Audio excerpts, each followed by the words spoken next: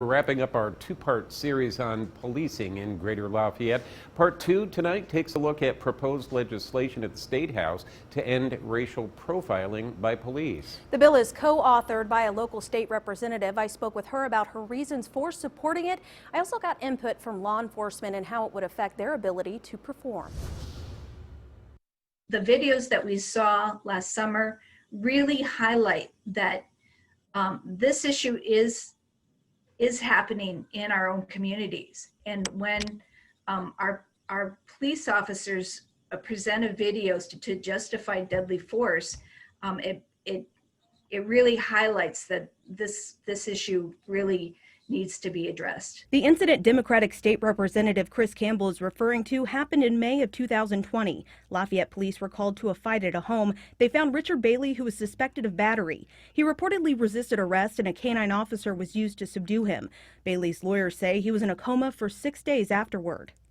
I expect, safety from our officers, but I don't expect deadly force. Bailey's lawyers believe excessive force was used because he is black. This is one of the many incidents that led Campbell to co-author the Byron Ratcliffe Sr. Racial Profiling Reform Act. We are not treating people equally when it comes to law enforcement. The proposed legislation prohibits officers from racially profiling or making unlawful stops leading to the arrest for another unrelated crime. That's also known as an unlawful pretextual stop. It also requires police agencies to create a policy defining racial profiling. Agencies would also collect certain data of stops made by officers. Another requirement would be cultural diversity awareness training. We shouldn't have to have a bill that tells us that, right? That should be common knowledge. That should never be permitted or accepted. But local police have some concerns.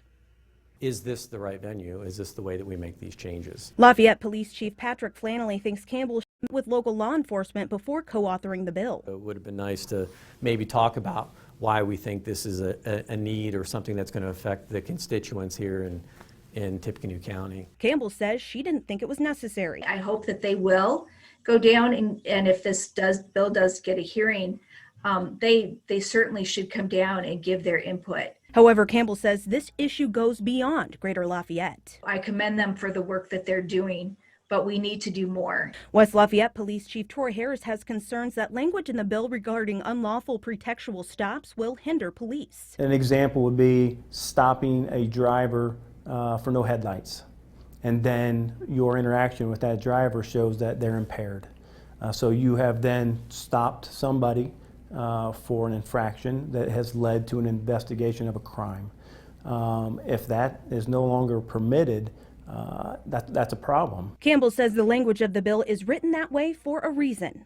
It does leave it a little broad at this point, so that they can address those issues at the local level. Both Harris and Flannelly say they've already adopted the policies listed in the bill. I can't speak for other agencies, but I'm confident that in Tippecanoe County these are not issues. Campbell says she commends both agencies for their work to end racial profiling. However, she believes the bill is a necessary step towards fixing what she says is a nationwide problem.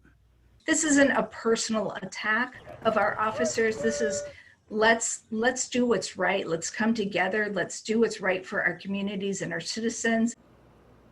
The bill is authored by Democratic State Representative Cherish Pryor. She says she's been proposing the bill for at least 3 years. It's based on the NAACP research that studied racial profiling legislation from across the country. The bill has been referred to the Veterans Affairs and Public Safety Committee. So far, it has not had a hearing during this year's legislative session. Well, in this